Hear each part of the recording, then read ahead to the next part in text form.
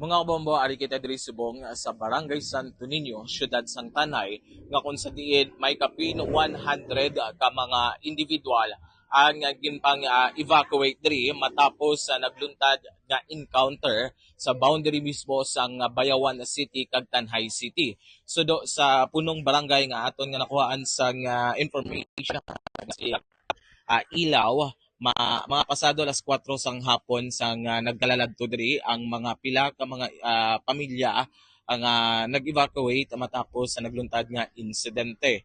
Ang barangay mismo ang maghahatag naman sang ila sinadiri nga mga makaon agud nga makapapian-pian sila anay kag nagahulat sila sang update halin sa militar kung pwede na sila makabalik ila nga mga puloy-an bangod nga may araman sila nga mga ginadumdum nga ilang nga mga hinuptan nga mga kasapatan.